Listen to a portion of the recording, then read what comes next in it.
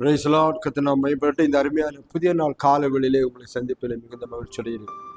தினம் ஒரு லோகோ சுவார்த்தையின் மூலமாக ஒவ்வொரு நாளும் புதிய லோகோ சுவார்த்தையை கர்த்தர் நம்ம கொடுத்து கொண்டிருக்கிறார். இந்த காலவெளியில் உங்களுக்கு ஒரு புதிய வார்த்தை சொல்லி நான் செபிக்க விரும்புகிறேன். 1 யோவான் புஸ்தகம் 4ஆம் அதிகாரத்தில் 19ஆம் வசனம். 1 யோவான் 4:19 இவ்வாறு சொல்லப்பட்டிருக்கிறது. அவர் முந்தி நம்மிடத்தில் அன்பு கூர்ந்தபடியால் நாமும் அவரிடத்தில் அன்பு கூர்ந்தோம். அவர் முந்தி நம்மிடத்தில் அன்பு கூர்ந்தபடியால் என்று சொல்லப்பட்டிருக்கிறது. அருமையான தேவனுடைய பிள்ளைகளே, அப்போஸ்தலனாகிய யோவான் வேத சுவிசேஷங்கள், இது யோவான் எழுதின நிருபத்தில் நம்ம என்ன பார்க்கிறோம்னா, 1 யோவான்ல அவர் நிருபத்தில் எழுத போய் சொல்றாரு, முந்தி நம்மிடத்தில் அன்பு கூர்ந்தபடியால். ஆண்டவர் முதல்ல நம்ம இடத்துல அன்பு கூர்ந்தபடினால நம்ம என்ன அன்பு கூறுகிறோம், சோத்திரம் அப்படிங்கிற ஒரு வார்த்தை இங்கே சொல்லப்பட்டிருக்குது. அவருடைய விருப்பம் என்ன என்று சொல்லி பார்த்தோம்னா, ஆண்டவர் அந்த நாட்களில் இது அன்பின் சீசன் ஆகிய யோவான் தான் அந்த அன்பை குறித்து அவர் எழுதுவார். யோவான் சுவிசேஷமாக இருந்தாலும் சரி, நிருபங்கள் எல்லாம் அன்பை குறித்து, இயேசுக்கும் அவருக்கும் உள்ள அன்பு, அவருக்கும் ஜனங்களுக்கும் உள்ள அன்பு, அது மாத்திரமில்லை சகோதரர்களுடைய அன்பு, இந்த மாதிரி அன்பை குறித்தே சொல்லப்பட்டிருக்கு. இப்பவும் ஆண்டவருடைய அன்பை குறித்து அவர் என்ன சொல்லுகிறார்? முந்தி நம்ம இடத்தில் அன்பு கூறுகிறார். இயேசு நாம அன்பு கூறுவதற்கு முன்பாக, நாம் அவர் யாரென்றே தெரியாமல் இருக்கிற நாட்கள்ல கூட அவர் நம்மை நேசித்தார் என்று சொல்லப்பட்டிருக்கிறது. அது அப்படிதான் வசனங்கள் எல்லாம் சொல்லப்பட்டிருக்கு. நாம் பாவிகளாய் இருக்கையில் கிறிஸ்து நமக்காக மரித்தார் சொல்லப்பட்டிருக்கு. அவர் நம்மேல் உலகத்தில் வைத்த அன்பு கூட யோவான் 3:16 தேவன் நம்முடைய ஒரே பேரன குமாரன் விசுவாசிக்க நாம் கெட்டு போகாமல் நித்திய ஜீவன் அடைய முடியும். அவரை தந்தருளி இவ்வளவாய் முதலிலே அவர் அன்பு கூர்ந்தார். அன்பு கூர்ந்துமானால், ஒரு அன்பு இருக்குமானால், அந்த அன்பு அநேகர் காரியங்களை செய்யும். அந்த அன்பு கொடுக்கும், அந்த அன்பு ஆசீர்வதிக்கும். அது எதாவது சொல்லப்படுற ஆண்டவர் நம்மை ஆசீர்வதிக்க திட்டம் கொண்டு அப்படின்னாலே, அவர் முதலா நாம நல்லா இருக்கிறதுனால, இப்ப பாருங்க, நம்ம எல்லாம் உலகத்துல பார்க்கிறோம், யார் இடத்துல அன்பா இருப்போம், நம்ம நேசி நம்ம அன்பா இருந்தாலும் நமக்கு எடுத்த உதவி செய்யறவங்களுக்கு பேர்ல அதிகமான அன்பு இருக்கும். நல்லவங்க பேர்ல அன்பு இருக்கும். வீட்டுல கீழ்ப்படியான பிள்ளைகளுக்கு மேல சனி பாசம் வச்சிருப்பாங்க பெற்றோர்கள். கீழ்ப்படியாத பிள்ளை மேல யாரும் பாசம் வச்சிருக்க மாட்டாங்க. கொஞ்சம் வித்தியாசமான முறை. ஆண்டோடைய காரியம் நேரம் ஆப்போசிட். கீழ்ப்படியாதவள் மேலதான் அதிகமான அன்பு. கேட்டா என்ன சொல்லுவார் ஆண்டவர்? வியாதிஸ்தனுக்கு தான் வைத்தியம் தேவைன்னு சொல்லுவார். பாவிகளை ரட்சிக்க கிறிஸ்து உலகத்துல வந்தார். பாவிகளை நேசிக்க ஒரு தேவன் உண்டானால் அது இயேசு மாத்திரம்தான். வேற யாரும் பாவிகளை, அக்கிரமக்காரர்கள், அநியாயக்காரர்கள் நேசித்ததாக சரித்திரம் இல்லை.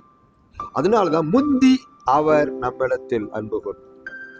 அவர் முந்தி நம்மிடத்தில் அன்பு கூர்ந்தபடினாலே நாமும் அவரிடத்தில் அன்பு கூற கடனாளியா இருக்கிறோம், அன்பு கூறுகிறோம் என்று சொல்லப்பட்டிருக்கிறது. அப்போ ஆண்டவர் என்ன எதிர்பார்க்கிறார்? தேவன் நம்மளது அன்பு கூர்ந்து நம்மளது என்ன எதிர்பார்க்கிறார்? நாம் அவர் நேசிக்க வேண்டும் என்று எதிர்பார்க்கிறார். அந்த நேசம் இருக்குமானால் இந்த உலகத்துல எதை வேணா செய்ய முடியும். சோத்திரம். நான் கர்த்தரை நேசிக்கிற ஒரு மனுஷன் தான் உலகத்தை நேசிக்க முடியும். கர்த்தரை நேசிக்கிறவர் தான் ஒரு குடும்பத்தை நேசிக்க முடியும். கர்த்தரை நேசிக்கிறவர் தான் மற்றவர்களை நேசிக்க முடியும். தன்னை நேசிக்கிறது போல பிறரை நேசிக்க முடியும். அதனாலதான் அவர் பாருங்க, முதல்ல நேசத்தை சொல்லி காமிச்சார். நேசத்தை செஞ்சு கடைசியில ஆண்டவர் என்ன பண்ணார் தெரியுமா? ஆண்டவர் வாயிலே சொல்லி கொண்டிராதபடி அவர் கிரியையில நடப்பித்த அந்த கிரியை தான் இன்று வரையிலும் பேசப்படுகிறது.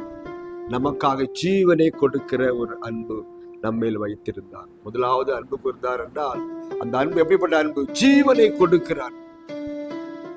உலகத்தில் அந்த அன்பை காட்டில பெரிய அன்பு இல்லை. இன்றைக்கு அவர் நமக்காக ஜீவனை கொடுத்தபடினாலே, அவர் நம்ம மேல் வைத்த அன்பை விளங்க பண்ணினபடினாலே, அவர் முதல்ல அன்பு கூர்ந்தபடினாலே நாமும் அவரிடத்தில் அன்பு கூற வேண்டும் என்று கர்த்தர் இந்த கால வேளையில் எதிர்பார்த்து கொண்டிருக்கிறார். இன்றைக்கு நம்ம நேசிக்கிறோமா? பேதுரு பார்த்து ஆண்டவர் 3 தடவை கேட்டார். ஏன் தெரியுமா? அவன் 3 தடவை மறுதளித்தான். இயேசு யாருன்னே தெரியாதுன்னு சொல்லிட்டான். கூட இருந்தவன், கூட சாப்பிட்டவன், கூட தூங்குனவன், இயேசுவா அப்படியெல்லாம் யாரும் தெரியாது அப்படின்னு சொல்லிட்டான். அவரை மறுதளித்தான். அவரை என்ன செய்யலாம்? அவரை தூஷிக்க ஆரம்பித்தான். மோசமான வார்த்தையினால பேச ஆரம்பித்தான். சோத்திரம். வசனம் சொல்லுகிறது. அதனால மறுபடியும் அவன் ஆண்டவரை தேடி வந்த பொழுது கர்த்தர் அவனிடத்துல ஆண்டவர் உயிரோட வந்த பிறகு அவன்கிட்ட கேட்ட 3 தடவை கேட்டான். பேதுருவே, சீமோனே, நீ என்னை நேசிக்கிறியான்னு கேட்டார். அப்ப ஆண்டோட எதிர்பார்ப்பு என்ன? இந்த நாட்களிலே கர்த்தரை நேசிக்கணும் எதிர்பார்த்து அவர் முதலாவது நம்மை நேசித்தார். எதற்கென்றால் நாம் உண்மையிலேயே அன்பு கூர்வமா இருந்தால் நாம் அவர் சொன்ன காரியங்கள் எல்லாம் செய்வோம். யார் உண்மையாக அன்பு கூறுறாங்க என்று சொன்னாலும் கேட்போம். அதுதான் அங்க சொல்லப்படும். இன்னைக்கு நாம் இயேசுவை அன்பு கூறுவோமானால், இயேசுக்கு மேல் அன்பு வைப்போமானால், அவருடைய வார்த்தைப்படியே நடந்து அவருடைய ஊழியத்தை செய்யும்படிதான் ஆண்டு சொல்லும். ஆண்டவர் என்ன கேட்கிறார்? பணத்தை வெள்ளி எல்லாம் கொடுப்பா, உன் சொத்தை எனக்கு எழுதி கொடுப்பா, எல்லாம் காணிக்கையா கொடுத்துருப்பான்னு கர்த்தர் கேட்கவே இல்லை. அவருக்கு வேண்டியது தெரியுமா? நம்முடைய பணம் காசு அல்ல, நம்முடைய அன்பு அவருக்கு தேவை. அது அப்படி அன்பு கூர்ந்தால் நீங்கள் புறப்பட்டு போங்க, சகல ஜாதியை சீசராக்கு, அவர்களுக்கு ஞானஸ்தானம் கொடுங்க, பரலோகத்துக்கு பிள்ளைகளாய் மாற்றுங்கள் என்று சொன்னார். மதத்தை எல்லாம் மாத்தாதீங்க, மனசை மாத்துங்க. மதம் அப்படி இருந்துட்டு போட்டு சோதரம். பரலோகத்து சொந்தக்காரலாய் மாற்றுங்கள் என்று கர்த்தர் சொல்லி எல்லாரையும் அனுப்பினார். ஒரு கட்டளையும் கொடுத்தார். அப்ப யாரெல்லாம் கர்த்தரை நேசிக்கிறோமோ அவர்கள் அந்த கட்டளை கீழ்ப்படிவார். யாரெல்லாம் ஆண்டவருக்கு பிரியமா நடக்க விரும்புகிறோம் பாருங்க, அவர் நம்மை நேசித்தது உண்மையானால் நாம் அவரை நேசிக்க வேண்டும். நாம் அவரை நேசிப்பது உண்மையானால் அவருடைய வார்த்தையை கீழ்ப்படிய வேண்டும். நம்ம வார்த்தையை கீழ்ப்பது உண்மையானால் இன்னைக்கு அநேக ஜனங்களை அந்த மரணத்தின் பல்லடிக்கு தப்பும்படி அவளை காப்பாற்றுவது நம்முடைய கடமையாக இருக்கிறது. எல்லாருக்கும் நற்செய்தியை சொல்லணும், குட் நியூஸ் சொல்லணும் இல்லையா? ரேஷன் கடையில் அதை கொடுக்குறான் இதை கொடுக்குறான்னா உடனே ஒரே சொல்லிட்டு வந்துடுவாங்க. அது வந்துட்டு அவங்க எல்லாரும் ஃபோன் பண்ணியா சொல்றாங்க, டக்குன்னு எல்லாரும் தெரிஞ்சிருக்கு. ஏன் இந்த விஷயம் ஒரு நித்திய ஜீவன் கொடுக்கிற விஷயம் ஏன் தெரியவில்லை? அதை பத்தி யாரும் பேசுறது? ஆனா கர்த்தர் சொன்னீங்க, போய் பேசுங்க, அந்த அன்பை சொல்லுங்க. ஆண்டவர் உனக்கா மரித்திருக்கான்னு சொல்லி அன்பை சொல்லுங்க. அந்த அன்பின் மூலமாக அநேகரை இழுத்து கொள்ளுங்க. பரலோக ராஜ்யத்துக்கு சொந்தக்காரர்களாய், நித்திய ஜீவனை சுதந்திரிக்கிற பங்குள்ளவளாய், ஒரு அன்புள்ளவளாய், கர்த்தரை நேசிக்கலாய் நீங்களை மாற்றுங்கள் ஆண்டு சொல்லுங்க. காலையில் ஒப்பு கொடுப்பீங்களா? ஆண்டவரே, நீ நேசித்தது போல நீர் எங்களை முன்பு நேசித்தீர், நான் உங்களுக்கு நேசிக்க உதவி செய்யுங்க. அநேக நேரம் அப்படிலாம் நேசிக்க முடியாமல் இருக்கிறோம். ஒரு பக்கம் நீ நேசித்தோம், நாங்கள் விட்டுட்டு ஆண்டவரே, உண்மை நேசிக்க உதவி செய்யும், உங்களுடைய வார்த்தை நடக்க எங்களுக்கு உதவி செய்யும் என்று சொல்லுங்க.